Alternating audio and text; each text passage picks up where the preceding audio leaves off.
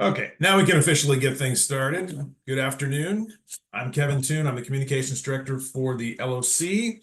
Filling in for Patty Mulvihill today. She is with our LOC Board of Directors. They are meeting today in Pendleton. Welcome, everybody, to our final legislative update webinar for the 2025 legislative session. As we have nearly reached the finish line for the long session, adjournment is scheduled for this Sunday, the 29th. Before we start, a couple of housekeeping issues. If you have not yet done so, please make sure your microphone is muted. Also, we plan to end this webinar promptly at 1 o'clock. In addition, I've put some instructions in the chat and would ask you to please update your screen name to include the city that you represent. This allows us to prioritize where we take questions when we go to the Q&A section. So for this final webinar of the 2025 session, we're going to change our focus a little bit.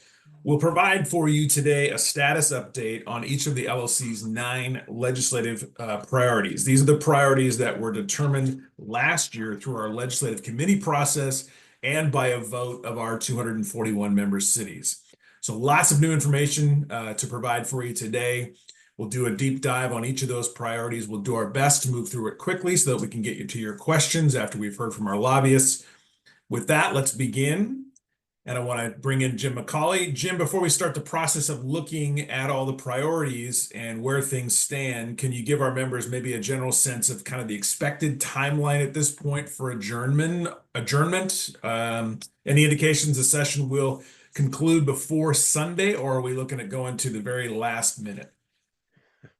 So I'm going to shift a little bit here, Kevin, because of what's been happening in the last 15, 20 minutes. So our transportation package is basically hanging on by a string at this point in time. That's House Bill 2025. It's not a whole lot of great news at this point in time. So there is effectively an amendment that has been drafted and to go forward later on this afternoon. That amendment would basically be a stopgap measure for a gas tax increase. All of the revenue would be going to ODOT. So there would be no distribution to cities and counties. They would be breaking, obviously, that long-standing 50-30-20 and would effectively be leaving cities and counties in limbo. Now, we all know how hard we have been working on this bill and trying to create a pathway forward. My understanding is we have the votes in the House. The problem is we don't have the votes in the Senate. We were expecting a couple of Republicans to support the bill to advance it. They are not.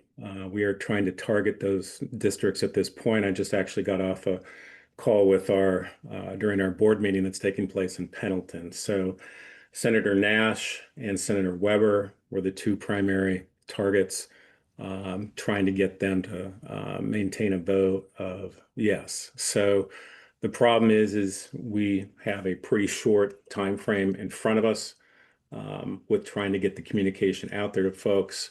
The committee that's going to be hearing this amendment is going to be up this afternoon at 3:45. It's going to be in House Committee on Rules. So this is going to be a pretty crazy next 3.5, 4 hours or so of trying to stop the amendment at the same time, trying to get enough votes in the Senate and be able to advance a transportation package. So what I'm asking folks to do is reach out, especially those who, if you're in the districts, sorry about that, especially if you're in the districts where this is taking place. Again, Senator Weber's district, Senator Nash's district, and I'll say more importantly, if you have the ability to get to Salem by 3:45,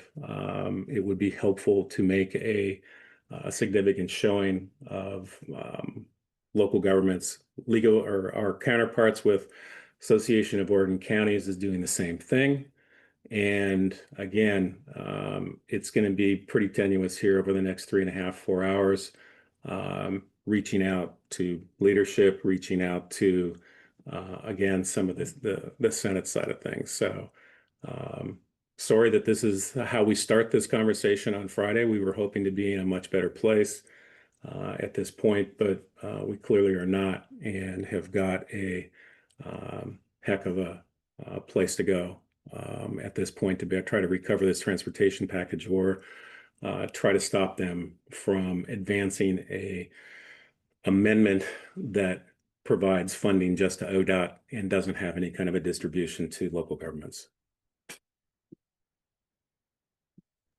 Jim, right off the bat, I saw a question from Mayor Beatty of Beaverton, and maybe you can address some of this in terms of what the plan is in terms of our outreach and communication over the next couple of hours. Yeah, so we've already had some outreach here with the board here in the last 15 minutes. Obviously, you folks have been our core that have been incredibly helpful week in, week out. So, I think I made it pretty clear what we need to have happen. You need to be reaching out to your legislators. You need to let them know that they can't support House Bill 3402 with the amendments that would be stripping state highway revenue from a distribution to local governments. And then those of you who are in Senator Weber's district, Senator Nash's district, or perhaps another Senate Republican's district, reach out to them and let them know that you can't advance a transportation package without distributing a fair share to local governments that are out there. Jim, what about maybe in the next, I guess there's two questions here from just looking at the format of what we had planned to do today and the urgency of what you're talking about. Do you still want to continue with this, what we have planned for this call, maybe an abbreviated version of that, or is time of such the essence that we just need to pivot and try to get as much activity on transportation as possible?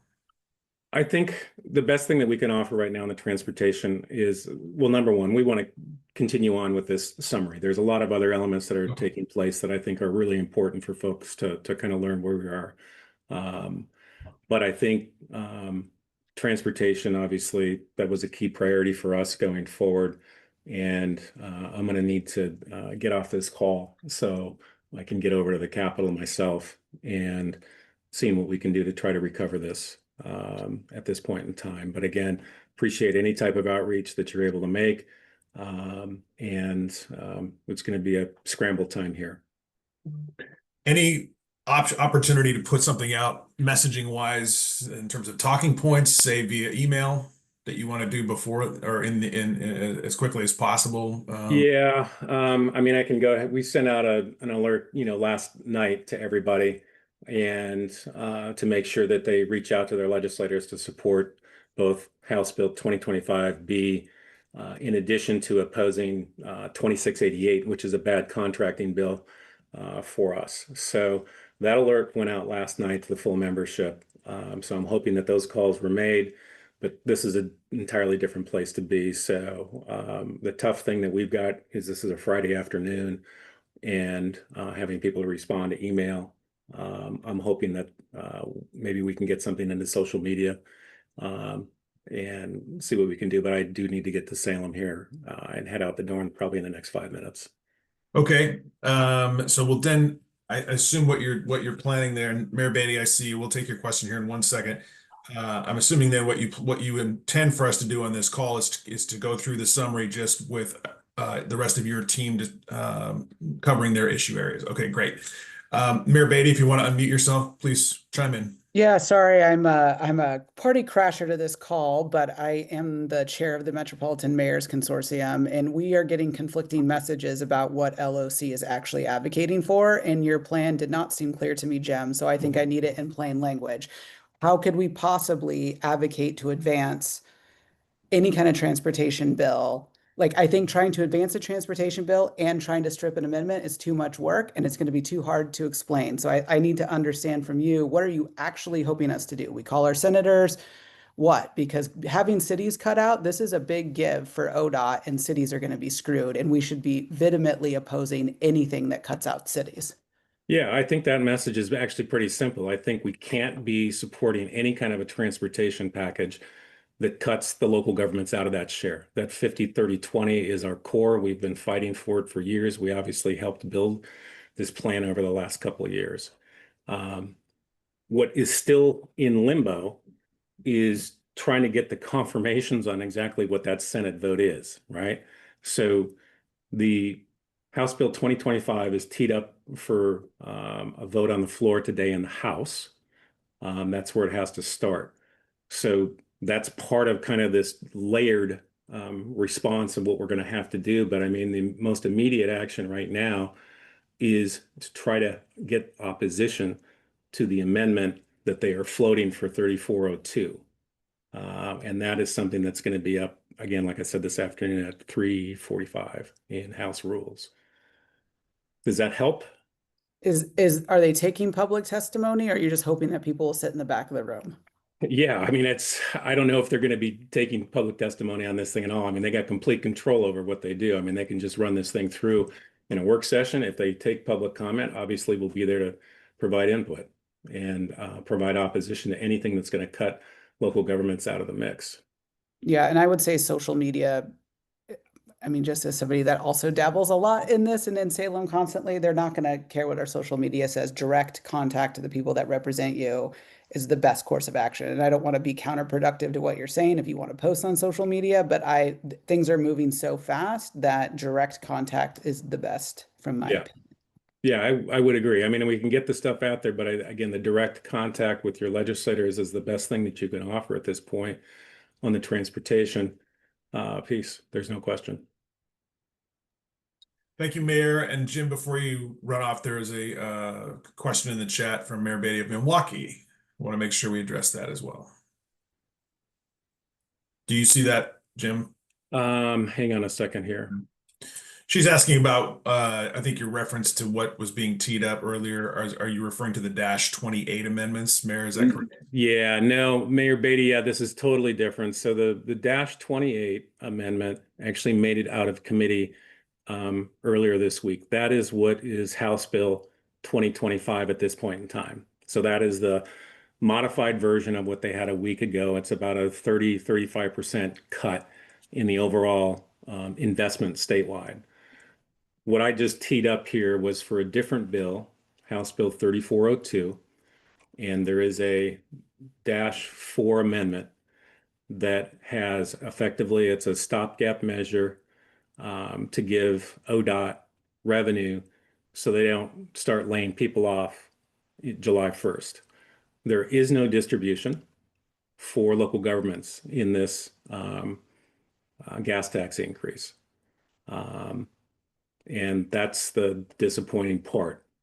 Obviously, since that's been bread and butter for us. So that's all basically transpired here in the last 30 minutes or so. Okay, Jim, couple other quick things I'm seeing in the chat. I know you got a dash. There's a question about from Salem. Would the amendment only give ODOT the incremental new increase in the tax? Would it impact the existing 50-30-20? I think you've addressed that, but I just want to make sure. Yeah, it's only for the new revenue. Okay.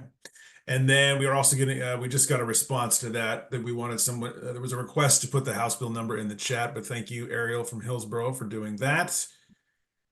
Oh, wait, I know I'm seeing, but this is like real-time breaking news we're experiencing here, which is a brand new phenomenon on this Friday call. But now I'm seeing Jenna has put something in the chat. So I believe that is the bill we're looking for. Does that look right to you, Jim? It's the amendment. It's Okay. the dashboard that Jim was talking about. Thank you, Jenna. Yeah. Okay, Jim, sounds like you need to head over to Capitol. I've got probably 30 different text messages and like 2 or 3 phone calls that are right in front of me. So yeah, I'm gonna have to scramble to get down to Salem and see what we can do to try to keep this thing. Okay, so before you depart, the message is pretty simple: direct contact, and do not direct contact, and urging that this 3402 with this amendment does not move. Yeah. Okay. Thank you. Yep, thank you, Jim. So we're going to pivot a little bit. Jim was actually going to, I think, pilot us through this discussion of the different priorities, but I will happily do that. So we're going to start with the first LLC priority going into the 25th session, which was community infrastructure and housing development funding.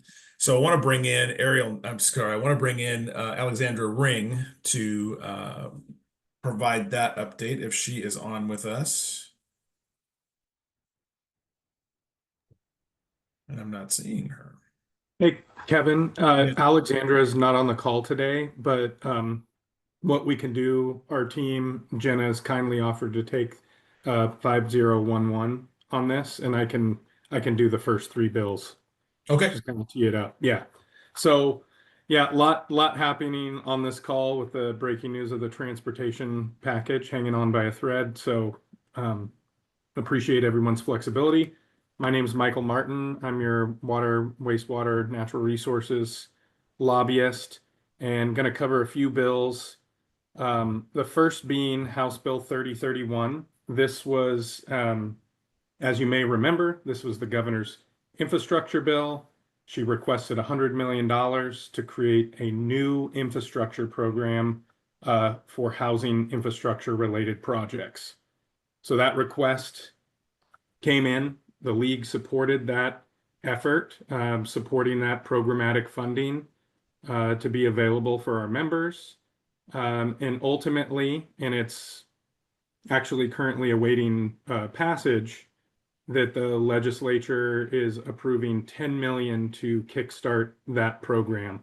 So significantly less, but considering the financial constraints that the state is in and everything, we're glad that this program got kicked off, and we're actually gonna, be discussing like further as the program gets stood up. And they are required, Business Oregon is required to report to the legislature in February of 2026 after identifying projects. So again, initially the governor requested $100 million. There's $10 million to start up that new housing infrastructure program, and that is House Bill 3031. The second one that I want to discuss is Business Oregon's budget. This is House Bill 5024, and it deals a lot with the Infrastructure Finance Division. I think many of you know the Special Public Works Fund. What they ended up funding, the request was for, I believe, $50 million to be in the Special Public Works Fund, and the legislature approved $20 million to go into the Special Public Works Fund for a variety of municipal infrastructure, water, wastewater projects. And the other piece of that is last year they approved $30 million, so it is $10 million less than they had approved last year, but really fought to maintain as much of that program as possible. And last but not least, I'm going to cover House Bill 5006.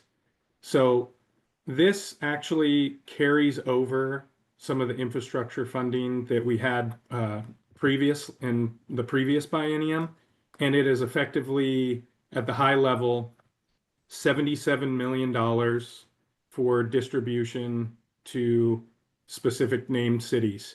So there were some challenges about this potentially being swept out. So the good news, I guess, is that this nearly $100 million was carried over for the 44 named cities in the project. So that's a high level of where the bills are at with respect to infrastructure for housing. And that's it. So Jenna, if you want to head up the next bill.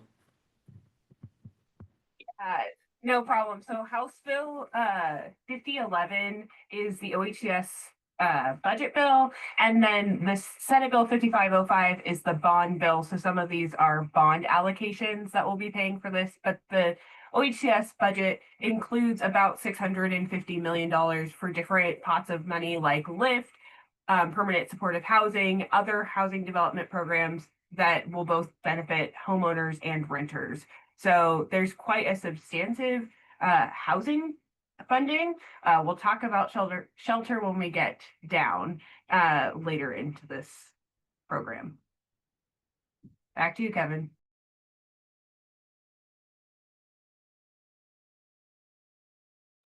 All right, thank you, Jenna. Appreciate that. We're going to pivot. Priority number 2 on the agenda we released today is transportation package. Obviously, you've gotten the late breaking information on that.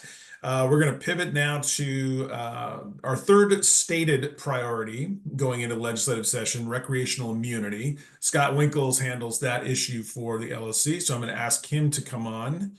I see his name on screen. I don't see his camera on quite yet, but he will be our go-to guy to provide an update on that. One thing I think I'm realizing is happening right now, because I'm not able to get these folks present on this legislative update, is that things are happening rapidly, and I would surmise somewhat chaotically over in the Capitol right now, and that may be the reason why we can't bring Scott to you right now. So Jenna, I'm going to see if maybe we could. No, here he is. Okay. Feel like we're doing a live news broadcast here, Scott. You totally are. So I'll start with the bad news. Unfortunately, the legislature sided with building trades over the public, and they have passed House Bill 2688. This is the bill that expands prevailing wage to bespoke fabricated items, whatever that means. We'll have to figure that out in rulemaking. That's going to be a hit. I think our projects are going to be more complicated, more expensive, and it's going to be a lot harder to do business in Oregon with Oregon companies under this bill. So we'll include some more information on this bill in our summary, but that's why I wasn't here when Kevin called my name. So had to walk around the office a few times before I was fit for human company again as well. So that just happened. So unfortunately, that bill will go to the governor's desk. We have every indication that she will sign it. There were members of the majority caucus in the Senate and in the House who did recognize the problems with this bill, but unfortunately they did not prevail with their colleagues. So that's what happened there on the alert. If you are, so I didn't hear what Jim said on transportation. So, well, basically that he's probably breaking the I-5 speed limit, trying to get to the Capitol right now to deal with an amendment to a different bill that's basically taking away new revenue allocations for cities and counties. Yeah, I'm going over there to help him out as soon as we're finished here. So okay, so we can we get an update from you on these two priorities: rec community and behavioral health enhancements? Yeah, so rec community is the quick one. Senate Bill 179. It just made permanent the improvements we got, the protections we got in the short session. That bill has been signed by the governor. It is in law. It will there will be a seamless transition between the short session bill and the long session bill. So running, walking, cycling, and I believe we said equine activities. Couldn't just say horses. We had to say equine bills. Those activities are now per se recreational under the statute. So that's certainly helpful. Behavioral health enhancements, that's a little bit more complicated, but there is good news, and I'll start with that. House Bill 2005 does update Oregon civil commitment statute, and that is a big step. Previously, a clinician would have to say that a person was an imminent danger to themselves or others.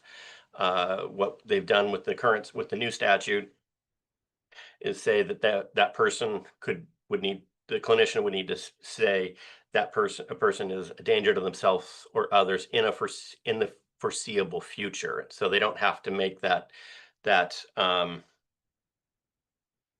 excuse me. So they don't have to make that imminence determination, which the courts have ruled as problematic. They also add a piece in there that should prove very helpful, that will allow a person to be civil committed if they're not able to care for their basic needs. And so if someone is not able to uh, seek shelter, if they're not able to feed themselves, take care of basic hygiene, those sorts of things, where that would lead to their death or serious injury, that could also constitute a need for a civil commitment. So big improvement there. The bill is complicated because it's the Oregon legislature, and that's what we do. So there's some other stuff in there that make some challenges on the aid and assist population and dealing with the federal court order, the Mossman decision, if you're familiar with that, which we really don't have time to get into. But unfortunately, so we still don't. We're staying kind of quiet on the bill because there's parts in there that are great and there are parts of there that are problematic and likely need to be revisited. But both have passed and they're on the way to the governor. So that's where we are there. The money question, they did put some money into the bill to help implementation. That will assist. It's not what we need, but this is one of the areas where the legislature has actually moved the ball forward this session. All right, Scott, appreciate that. It sounds like you need to be on your way to the Capitol as well. I do. All right, thank you. Appreciate it. Well, let's continue down the list. I want to go now to lodging tax flexibility and bring back Jenna Jones. Hey folks, for those who don't know me, Jenna Jones, tax and finance lobbyist. I can put my contact in the chat if you want to get a hold of me later. Unfortunately, the lodging tax flexibility bill, we had two of them this session, House Bill 3556, which died with the first deadline, and then 3962, which we have been working on since then, has finally, it's likely dead. I won't say it's completely dead because I don't know how long the legislature will be here and things happen all the time. But where we ended up with 3962A was reversing the 70-30 split for the restricted post-2003 lodging taxes to be 40% for tourism promotion and tourism related facilities and 60% for local jurisdictions to be discretionary. The bill had two public hearings earlier this week in Senate Finance and Revenue. Unfortunately, the chair did not work the bill in a work session, so it did not move on to the House floor. We tried to work with the sponsors to try to get it out of committee and onto the floor via other measures, but it was not possible with the time we had left. We think that we had the votes and bipartisan votes on the Senate floor, so we have commitments from some of our sponsors to bring the bill back in the 2026 legislative session. We will start the bill in the Senate since they have touched the bill less than the House this session, and House leadership knows we'll be bringing it back as well, and so we hope to pass it next year very quickly. But I want to say thank you so much from everyone who wrote letters, who responded to emails, who sent logos, who talked to their legislators probably way too many times. Lodging tax was a very, very hot topic within the building. And I couldn't have done my job without you. I will say this is the furthest we have gone in LOC history when it comes to local lodging tax flexibility, and maybe the first time that the state lodging tax bill doesn't pass instead of ours, because I've heard House Bill 2977, the state lodging tax increase is likely dead as well. So it was just a no lodging tax session, not a session where the state won and locals lost, as we have for the last 2 decades. But thank you so much, everyone. We'll get them next time. Thank you, Jenna. I need to, just for procedural purposes, get some I will guidance. do the next one too. Okay. Shelter funding and homeless response. Yeah, so coming into this session, one of our priorities was funding shelters statewide. We know with a lot of ARPA funds and stuff during the pandemic, people put one-time funding into shelter, and we wanted to continue to maintain that shelter, and the state has also wanted to maintain their current shelter network. House Bill 3644 passed the House and Senate, and this kind of created a comprehensive homelessness response funding framework of how state funds would be distributed for state funded shelter beds, but can expand them for other sites that were not eligible. So it will likely be passed later this summer. And again, that's House Bill 3644. I can put that in the chat for folks who are not tracking. And then within the OHCS budget, which I talked about earlier in housing infrastructure, House Bill 5011, that we had asked for 216 or 214 plus $1 million for the biennium to just keep the existing shelters operable. Though it was cut a little bit back to $204 million, that's a pretty significant win towards sheltering efforts. And the other thing that we are also hearing from the state, unfortunately, is that they kind of want to get out of the shelter game, but they are holding a $104 million baseline per biennium through 2034. So there will be some shelter funding, not what we have currently, and it will be something that we'll have to continue to advocate for. Jenna, thanks. And you bring up a good reminder for those who are on the call. Obviously, Jim and Scott have left, but for at least you and Michael, and I think Nolan's with us too, please make sure you remember to put your contact information in the chat. I think I'm also going to put a link to our webpage that has all of your contact information because of the just kind of the breaking news nature of what's going on right now, that we need to probably make sure that you all are reachable with questions. Jenna, there is a question in the chat. I'm going to break with format here and just go ahead and address some of these as they come in. Do you see that from Mayor Beatty of Milwaukee? Yeah, so Mayor Beatty's comment is there was talk in the TLT hearings about the chambers and tourism entities' willingness to come to the table to find a solution. Was that just puffery, or do we really expect to be a conversation before next term? I will say there was a conversation between Orla and cities and counties, moderated by Rep. Nathanson, who's the chair of the House Revenue Committee. That happened 3 different weeks in a row, where our friends in the tourism agency did not offer any type of solution. So that will that's where it is. I don't think that we will have time to negotiate during next session, and I am always open to negotiate in good faith on behalf of you all and the League of Oregon Cities. And I know that Representative Javity said if that is needed and leadership requests that he do that, we would do it. But I don't, in my opinion, and what the history would show, we have tried various different changes for the tourism entities, and they don't want anything to change. So if they want to do it, they can. If not, we'll see. And then I see Jen Kavitz also has a thing. The bill would be signed later this summer. It has already passed both chambers. So it passed yesterday out of the Senate.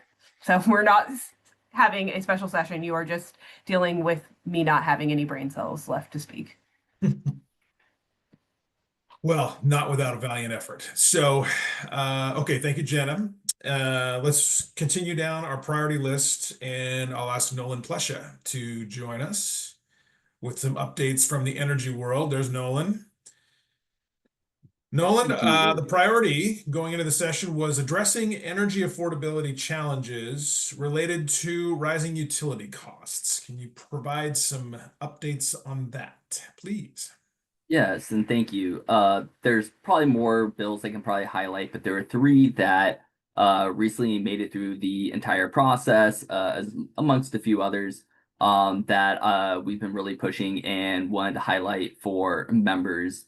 The first bill is Senate Bill 688, which requires performance-based regulations as part of the PUC's toolkit when evaluating energy rate increases.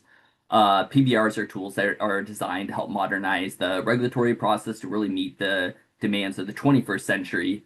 by incentivizing investments based on community needs rather than just large capital investments. This should have a significant impact in hopefully stabilizing the grid in the future to make sure we're making the right investments, which is really important for us to continue to attract future economic opportunities for cities. It finally passed the House last night, and so it's on the way to the governor's desk for its final signature. The next bill is House Bill 3179. It's also known as the Fair Energy Act. This was partly influenced by the LOC's policy committee and some of the concerns that were raised in our Energy and Environment Committee around when rate increases were happening and how often they were happening. And so this bill is asking the PUC to take into consideration the economic impact of rate increases, the amount of disconnections in prior years, and is also instituting a multi-year rate-making process, which should provide more stability for rate increases over the long term. This bill passed both chambers a few days ago and is also on its way to the governor's desk.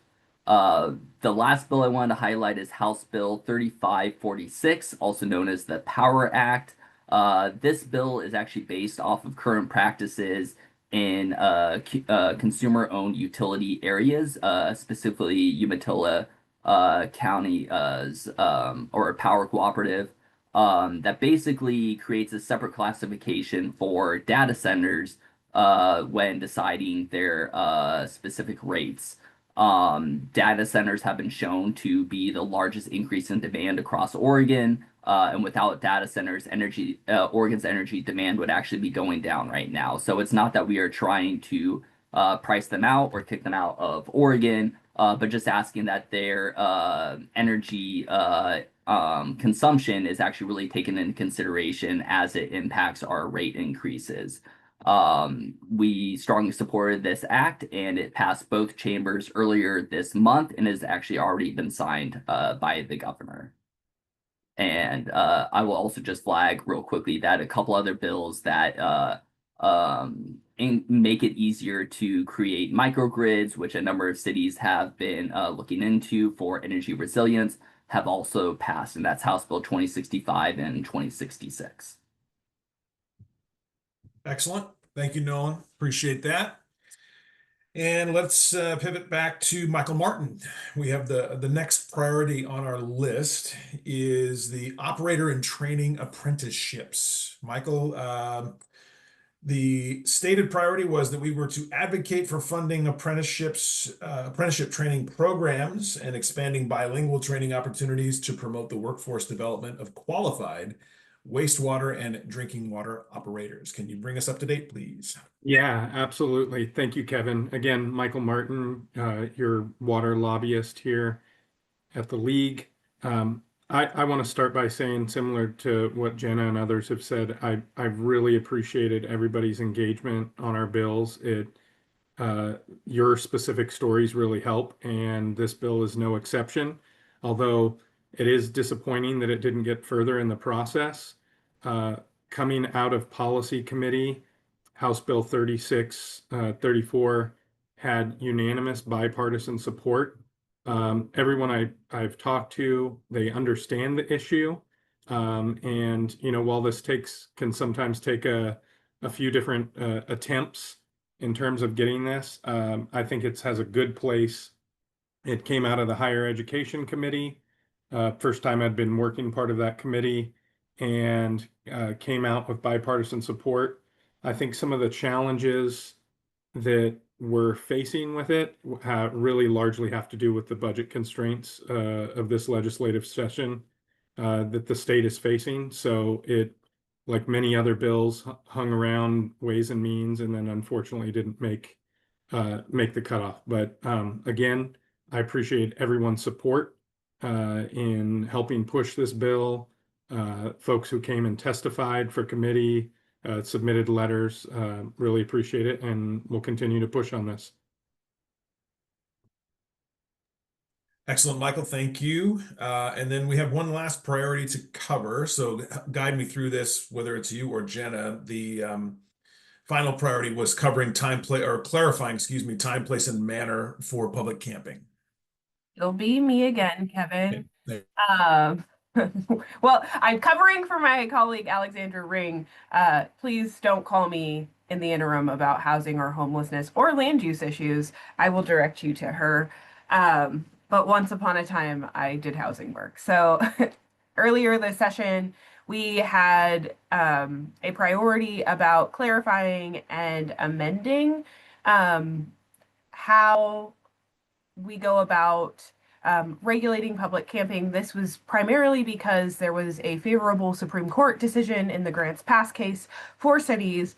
However, the state had codified a previous case decision for Boise. That was a Ninth Circuit decision that is kind of the opposite. And so this priority didn't get a lot of traction, and we weren't able to get it past the first chamber at all. Senate Bill 3593. We had some indications that there was going to be support enough to pass some sort of modification of time, place, manner, if not a full repeal of the Boise decision that was codified. We will probably come back next session with something, but right now we are also hearing that there might be a ballot measure coming from the business community.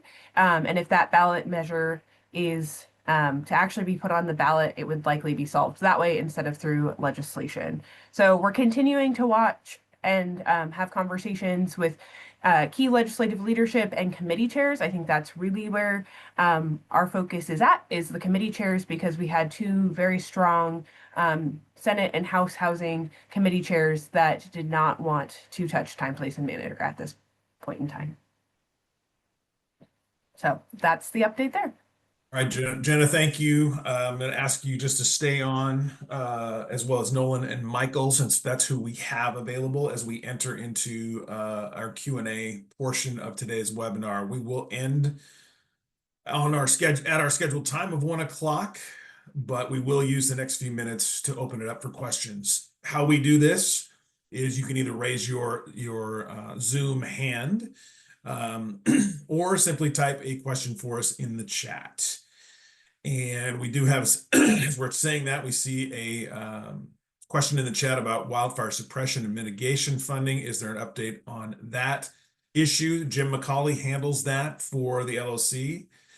Jenna has unmuted, so go ahead and provide whatever additional supplemental comments that you can. Standing, while wildfire funding did in fact pass the House, it was pulled out of committee and voted on the floor by a bunch of political maneuvers. It is still, it may have passed out of the Senate. So there is something, I will double check the number. But there were this bill has been a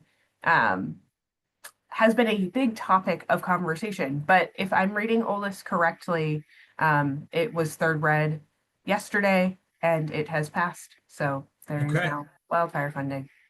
And kudos to you for real-time improvisational skills there to provide us with multitasking as you update us on legislation. That one required a 3/5 vote, so it required more votes than a normal measure, which is why I needed to check myself, because it would be revenue raising. All right. So we can take a few more questions. We do have time if you so choose, or you have things you want to inquire about. I did put contact information for Jim McCauley, Scott Winkles, and Alexandra Ring, who, if you hadn't been here from the beginning, Jim and Scott were with us at the beginning, but had to dash to the Capitol to try to salvage the transportation package. And I guess I can tell you at this point a couple of things before we wrap up, and we'll watch here for questions if you want to provide anything in the chat. This is our final regular legislative session webinar, but given how things are shaking out today and probably well into the weekend, it's entirely possible there will be communication from the LOC about late developments, either most likely early next week. You could see alerts, you could see just some kind of a summation email, something of that nature that we might want to provide for you. What we do know that we have scheduled, and I did want to flag this for you, is that we do have plans in August to do a session wrap-up Friday webinar. So for the time being, it's a mark your calendar request for Friday, August 8th at 12 noon. That's when we will reconvene one of these calls and give you a deeper dive, a more detailed walkthrough on the outcomes of the session, what actions you or your city might need to take, or actions that your city has the discretion to choose to take. All of the lobbyists will be with us for that. We'll use the full hour, maybe longer, to dive into all the issue areas, but these priority and high impact bills that come out of the legislative session. Still not seeing questions, so I think we'll start to tie a bow on this one. Last little reminder, your Friday LOC bulletin should be in your inboxes by now. There is a deeper dive article in there on these 9 legislative priorities and where they stand and what their impacts look like for you. There's also a note in there about scholarships still available for the LOC's Centennial Annual Conference, which is in October.